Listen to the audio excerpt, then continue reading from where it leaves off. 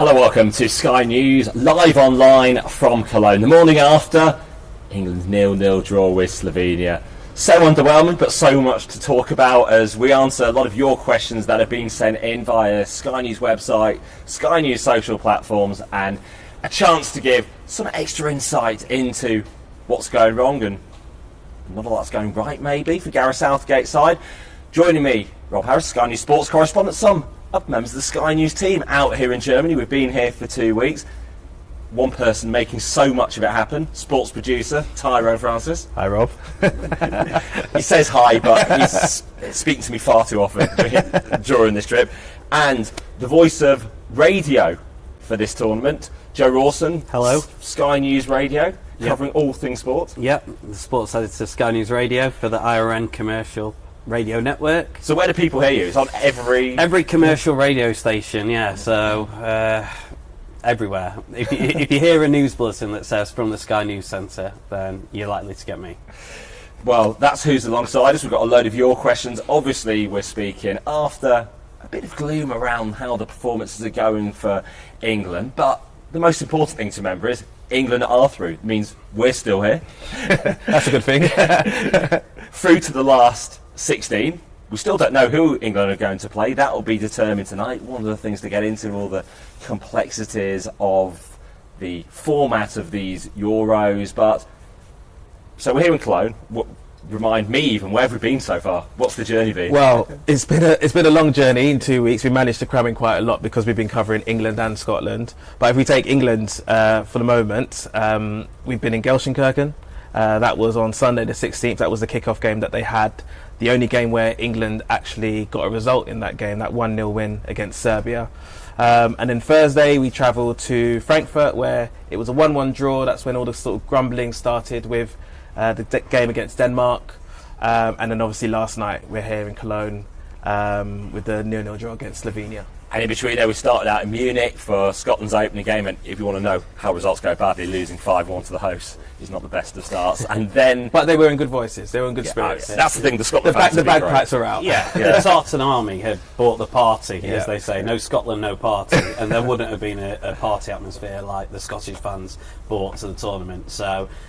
And yeah, just for them to reach the tournament is a big thing. You know, 1998, the last time that the fans, the Tartan Army, were allowed to go out in Europe, because last time they played the games in Scotland and England. So it's been great for them. Unfortunately, on the pitch, the team couldn't quite match to the fans off it. And if there was an award for some of the fans that have behaved the best, that had the best atmosphere, I think we could all agree, especially the politicians here have agreed, that the Tartan Army did bring some good voice and good humour. So much praise. Yeah, I mean, I don't know whether you saw the send-off the Scottish team got from their hotel, but they put on an umpa band, the German town they were in. It was quite amusing, though, seeing Steve Clarke walk through looking doom and gloom with an umpa band, playing them onto the coach after them exiting the tournament. But that just shows you that the German people have really taken Scotland and the Scotland team to heart. I think they were many people's second team here in this country. Of course, they got that draw against Switzerland, then came so close to getting another draw in the final game. Maybe we should get into how that unfolded for us on the night later on, with a 100-minute goal. Well, it all started off, the reason why it was a 100-minute goal, because there was the injury to the Hungarian player Varga, which obviously delayed things massively for the game. But in terms of us as a news organisation, we do stuff for Sky News and, trying to hit the hard deadline of news at 10. It meant that we had already, started to prepare our news package. We were outside, we hear these cheers, and, the first thought is, are they cheers for Hungary, are they cheers for Scotland? We couldn't work it out.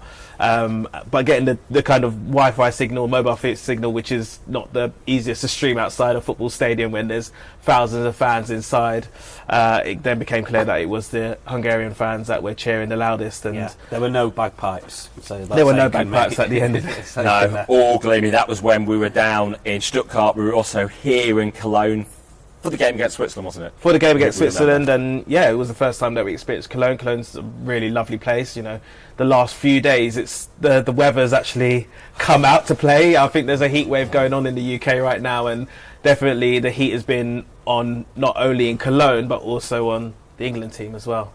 It has been, particularly after performances last night. So we have a question from Gareth in Louth.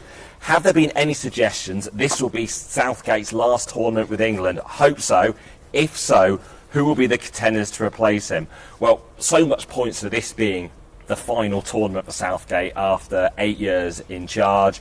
He said in an interview with me last month he could retire after winning the Euros.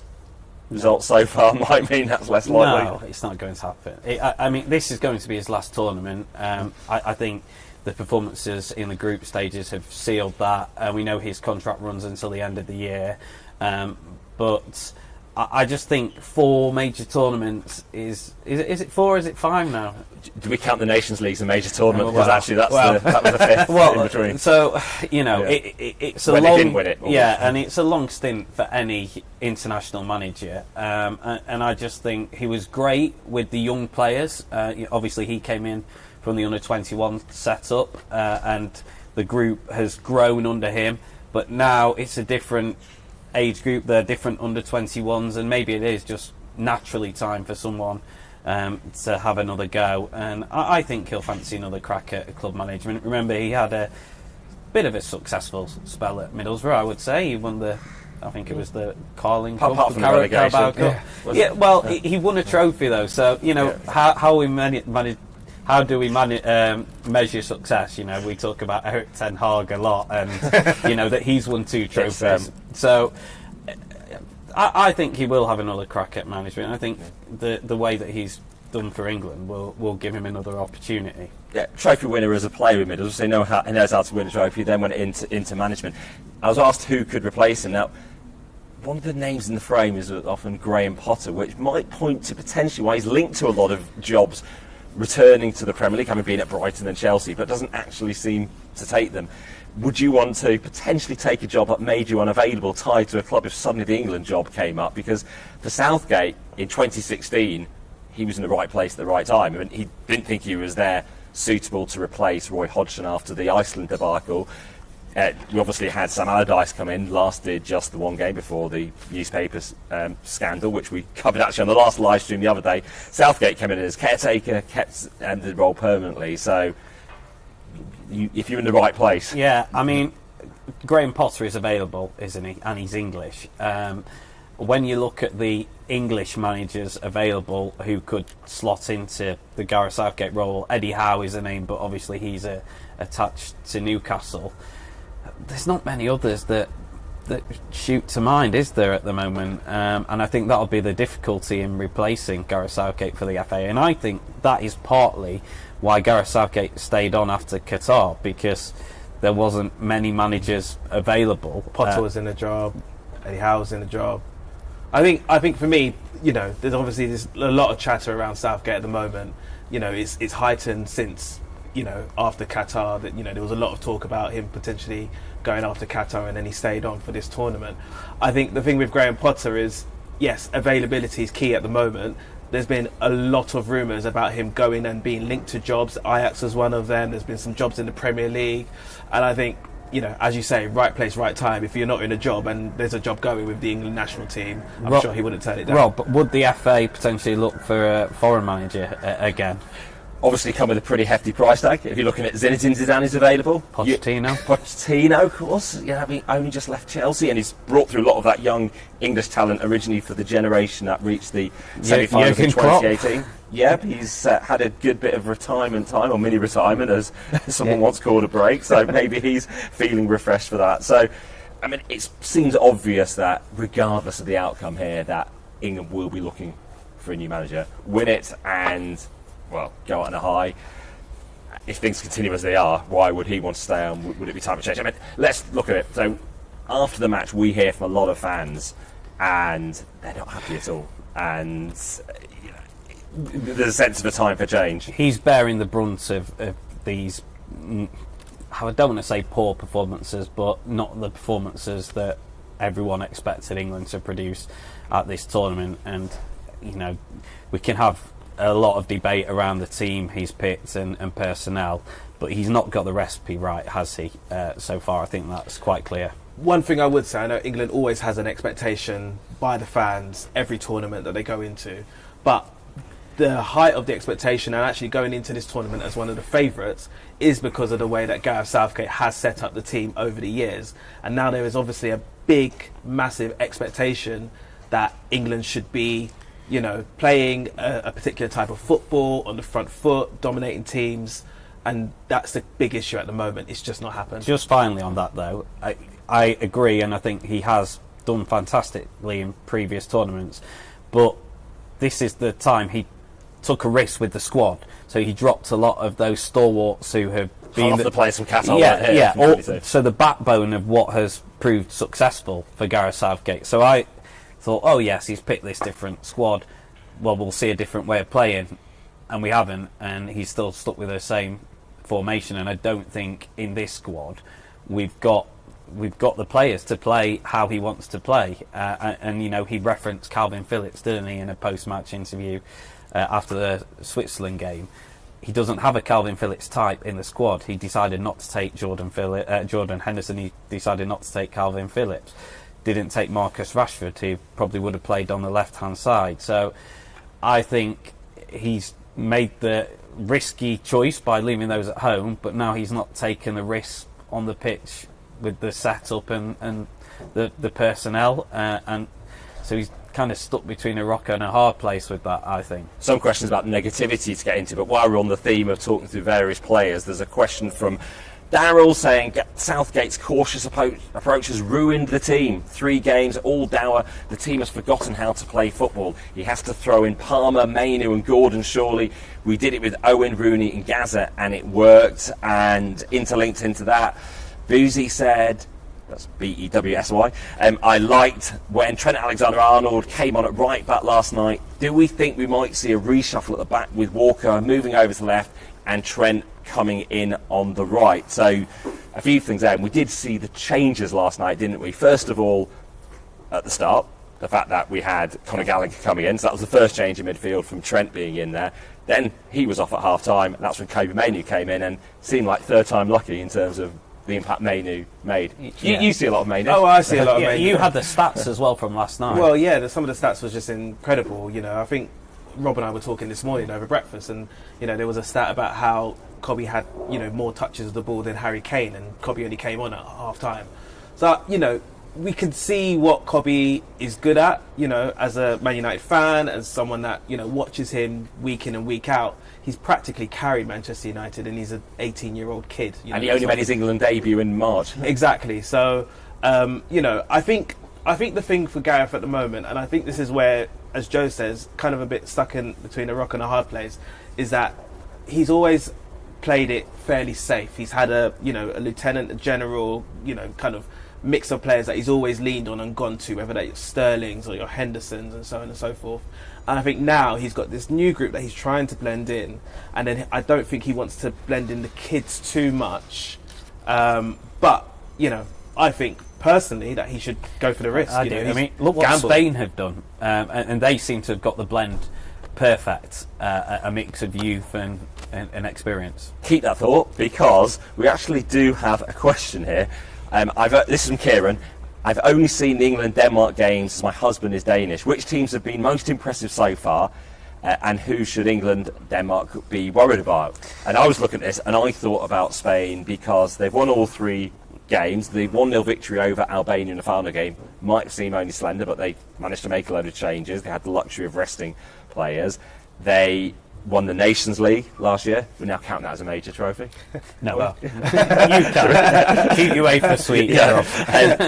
Luis de la Fuente, the manager, he won the under-21s title. He was a silver medalist at the Tokyo Olympics as well, and quite a good time for Spain. Obviously, there is the whole turmoil in the FA and the fallout from the Women's World Cup. They are world champions. Are they going to have a new golden era from that 2008 to 2012, back-to-back Euros winners, World Cup winners? I mean, as well? They are in the tough side of the draw, aren't they? So even though they've come through a difficult group, Croatia were really poor. I think that golden generation, this was just a tournament a step too far for them.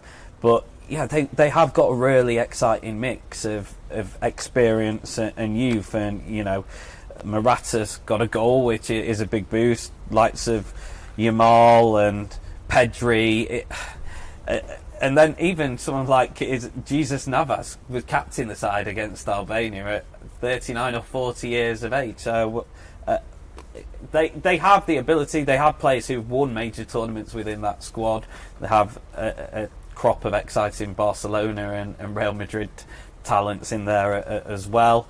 But they're in that tough side of the draw where they could potentially come up against France and Germany. So, you know, we'll find out what they're really made of. You mentioned the bracket, and Spain, if they win their last 16 game against a third place team, would face the winner of Germany, Denmark, and then the winner of that match would potentially play Portugal or France, depending how things shape up. That's tasty, that side. We don't like to get too far ahead of things. We still don't know England's own opponents, but potentially Italy are waiting in the quarterfinals, and then actually it's pretty unclear who then they would face. I mean, Italy is the defending champions. No one's talking about them. They scraped through, didn't they, by scoring that late equaliser. You know, the Netherlands, who are possible England opponent in the last 16 as well, look good defensively, but again don't really carry a threat going forward.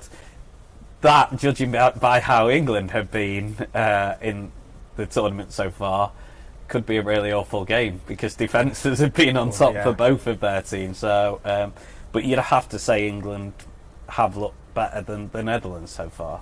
There was a question from Andy. Is this the new failed golden generation? To which I wonder, is he talking about England or Belgium, maybe? Because let's not forget, England are unbeaten from their 3 games, but Belgium lost their second group match to Slovakia. And if we think of England as underachievers, what about Belgium? Always falling short. They've got De Bruyne and Lukaku, and they are called the golden generation. Yeah, and you know, Belgium, there's always that team that everybody kind of looks to see where they're going to end up, who they're going to play, and how it's going to kind of manifest for them throughout the tournament. But just going back to your point about England, you know, pre-tournament, England was one of the favourites to go through. As you say, current holders, Italy, no one's really talking about them. France have got 5 points, just like England, and they, you know, I know we're in this little bubble of the Euros, and you know, we're around Germany, but we're not hearing the same outcry that we are about France as we are about England. So, you know, there is some sort of perspective that we have to put in play. I mean, look, if England had come third in their group, which they haven't, if they come third in their group, I mean, that would have been a catastrophic end to the group stage. But, you know, we're through to the next round, back in Gelsenkirchen again after the first game against Serbia. That does lead to another question, going through the list here, which is about quite a bit of the negativity as I try to find it. Another easy Euros draw for England and another dire 3 matches. Can we stop with all that, you know, the negative comments? We had the ease of draws. This is a question from Natalie, actually. I think the negative commentary has gone too far now. I'm concerned about the effect on the team. Do you agree? And another one talking about how tired they were. It's interesting when we talk about the negativity and where it comes from. It's the pundits. It's the former players turned pundits. Gary Lineker has led the negative charge, hasn't he? But also we have to, as journalists out here, we have to reflect the mood of the fans who have paid a lot of money to make the journey out here, and they've all been negative. I've not spoke to a fan after an England match, and spoke to a lot of fans that has been positive. So we have to reflect that, unfortunately, because if that's the mood over here, I'm sure that's the mood for the millions of fans back at home as well. And there have been a couple of areas to get excited about. Kobbie Mainoo yesterday, that was a positive. Cole Palmer's impact in the first game. You know, Jude Bellingham, he played really well, and Harry Kane got a goal in the second game. But there's not been lots to get excited about. And yeah, we're just doing our job, reflecting what the fans who've paid the money are saying. And one thing I would say, as in previous tournaments, you know, we all watch and we analyse England, and you know, we see the swimming on the inflatable in the swimming pool, the unicorns. We see the darts playing. You know, we see that kind of fun, happy camp every tournament. And I think this is probably the first tournament that England and Gareth Southgate has had to deal with the negativity. Harry Kane's having to deal with it in press conferences. Gareth Southgate's talking about it. He's getting plastic cups thrown at him. You know, that is a different kind of atmosphere that these players are not used to, because a lot of the negativity predates them in tournaments and players, you know, the Gary Lineker's ages and all those kinds of players. So I think that's an interesting thing that the management within the England setup are having to deal with at the moment. Maybe they should sit them down and make them watch the Graham Taylor England documentary and say, look, at least it's not this bad. Well, of course, he said that, do I not like orange? And that was after playing the Netherlands, and who could be up next? Oh, yeah, potentially. And that was, of course, the Gary Lineker era. They didn't win anything. That was something that certainly Harry Kane was gently trying to remind him about in the press conference the other day. And Lineker was complaining that, why were his words used back at Kane and others? Why don't the reporters ask their own questions with their own opinions? I can only say, you know, my perspective, we're not there to lecture them when we're in a press conference. And certainly Lineker's weight carries more...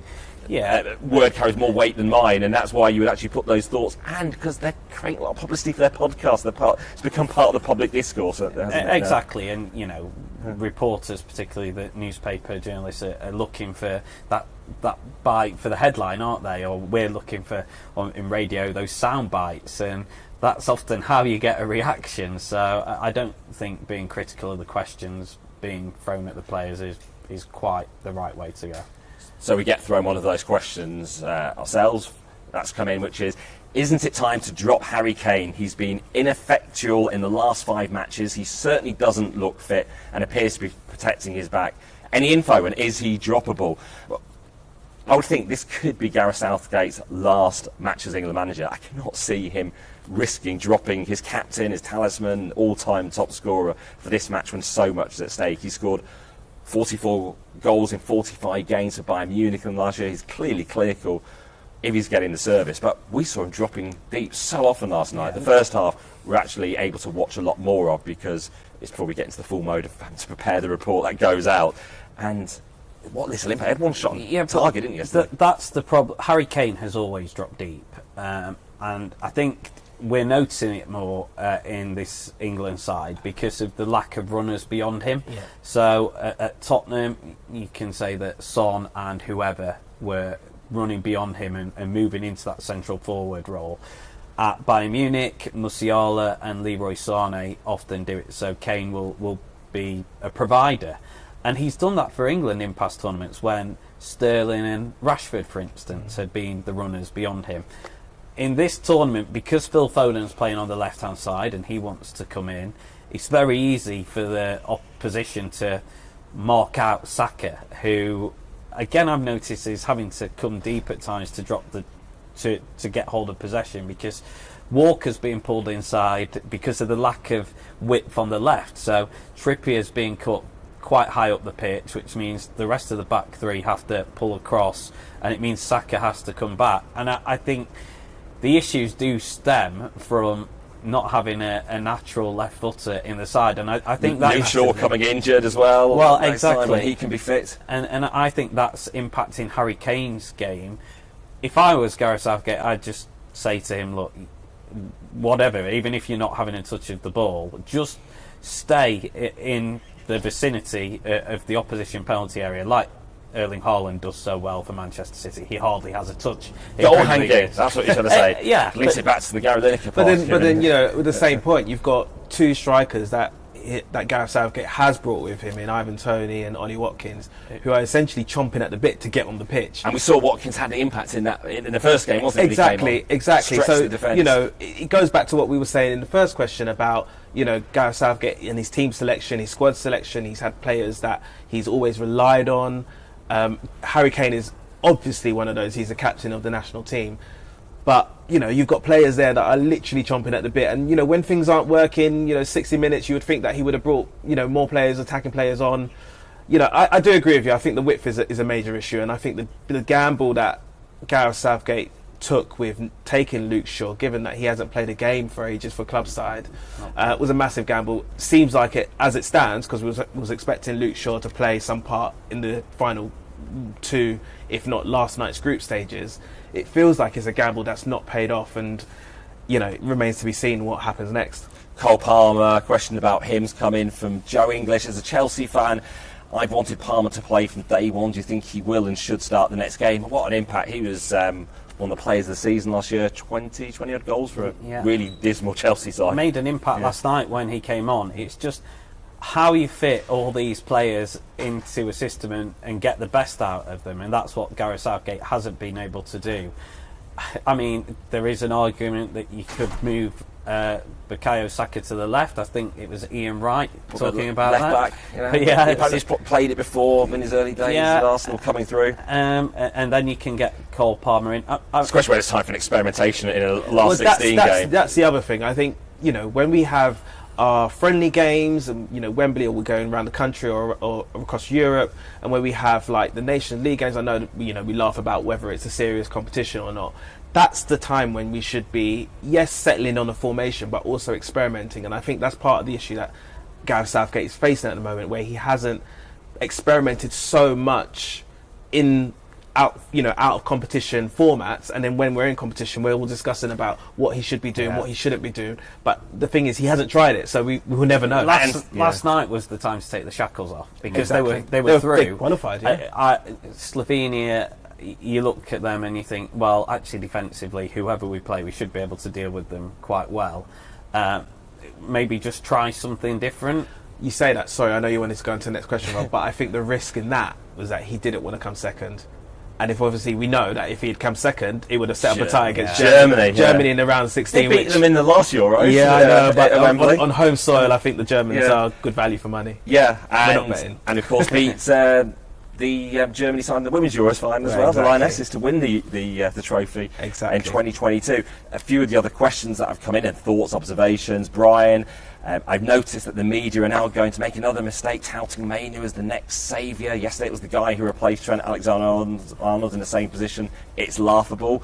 Mark says, why do England look like the worst prepared and worst coached side at the Euros? James says, why do they play such slow intensity, so boring to watch? If we play at the same pace as the Prem, we would be a lot better, especially on the front foot. Some of those many thoughts coming in, and then questions we've discussed about what the pathway is for England at this tournament in terms of what happens next. We've been asked about the best fans, which we've already addressed. That's from Howard. Scotland is the Scotland fans are great. The Netherlands fans, I think the England fans have been great as well. Shout out to them all out here. That it's been very jovial. The atmosphere has been fantastic. I mean, in the square in Cologne and around the fan zone, it was great yesterday. Unfortunately, because of the expectations England fans have had after the game, it's all gone a little bit dour. Whereas the Scotland fans, I think, they just carried on the party anyway, because their expectation were probably a little bit more. Apart from the game in Stuttgart, but after every game, the last 2 games prior to that, the bagpipes were still going. Still playing. They were still going. And a lot of praise for the England fans. A few arrests, very little signs of disorder. The British police praising the extremely well behaved England fans. We had 10,000 here the night before the game, which is obviously one of the key moments when there's a big policing challenge and absolutely no arrests then, and certainly taking over the main square. I think the England fans have been in good spirits. Yeah. I mean, yes, you have England fans sometimes have a reputation about them, but more often than not, they're in good spirits. They're singing, they're chanting. Even during our live, it didn't get captured on TV yesterday, but even in our live, Rob got hoisted in the air by some England fans, which was all good natured and good fun. Yeah, climbing up in the air, climbing up the tables here. Mention the table. One thing struck me. We were trying to work out all the permutations last night. It's why Denmark finished above Slovenia, and it's quite fascinating. You explain it. It's quite interesting. So everything was so similar in the group. The points, the goal difference, the goals scored, the head-to-head. So nothing was going to separate them. It came to disciplinary record. And then they were level in terms of the players' disciplinary record in the group stage as well. But the Slovenian assistant coach got a booking. So ultimately, that sent through Denmark as in runners-up place. But maybe it was better to finish third, because Slovenia won't be playing Germany at their first ever knockout phase at all. And look, every game when you get to the knockout stages of a major tournament is going to be difficult. Yeah. So and the way it's ended up, it's just England do on paper have an easier side of the draw, because France ended up finishing second in their group. But yeah, I mean, whoever England play, it could be the Netherlands, could be Belgium. I mean, they're going to be tough games. There is a question. Give us some reasons for optimism. don't know if he's talking just about England, this question, or just generally here at all. The sun is out. The sun is and it's out. out in the UK. Be optimistic. We've had a lot of rain, particularly in Stuttgart. We did. But the last few days, I mean, it's been tricky conditions to work in the sun, but it's meant that everybody's been having a good time, and yeah, it's been good fun. And there have been some logistical challenge for fans leaving the stadiums, the trams, the trains. The lack of signage definitely noticeably around the place, and a lot of them come up to complain about us, even when we're not trying to be negative. They do raise those issues. I mean, and I can be optimistic. This from an England point of view, they finished top of the group. They have the experience of going deep into a tournament. I don't think it will be pretty, but I think England have a great shot at least making the semi-finals. We ended the penalty shootout voodoo at the last Euros. This is getting edgy now. Raising the prospects of penalties. We try not to mention the P word. There is actually nearby in our where we're staying. There is a sort of miniature goal. We didn't quite bring it out. Fortunately, not the space with all these windows to be able to take penalties ourselves. But it is another reason to be optimistic. I mean, you've got the likes of Ivan Toney and Cole Palmer, who have been so good from the spot in the Premier League for their clubs this season as well. So I have a feeling England will go, like I say, at least to the last four, but it's not going to be the pretty, beautiful football that we're crying out for. It'll be based on this solid defensive foundation, which we've still had. Remember, we've conceded one goal, and it was a cracker that any team that would have conceded. Apart from that, England have looked pretty good. Mark Gay, what a positive he's been for England. And England were positive in the second half last night. They were making an impact. There was more diners, and they were going forward. They were just unable to really create the scoring opportunities. And it's been great to get all your thoughts or your questions coming into us here, to be able to talk through everything we're experiencing here at the Euros. You're helping to make sure so much it actually gets on the TV. Well, it's a team effort. There's myself, there's you, Joe. Even Joe's working on the radio side. I'm gonna give Matt a shout out. He's behind the camera, but he's making everything work, and Alice as well. That's been keeping us all safe. Yeah, absolutely. A large team effort here. It's all about how you use the squad. Can you use them effectively? Can you gel together? We're showing it. Can England, as we go through into the knockout stage. Thank you, everyone, for all your questions, for sending them in, for us being able to answer them here on this live Sky News online special from Cologne. It's been good fun. Thanks, Rob. Cheers, Rob. Joe, thank you. Tyrone, great you could come on here. Thank you, everyone, for watching, and enjoy the rest of the football, and keep your questions coming in.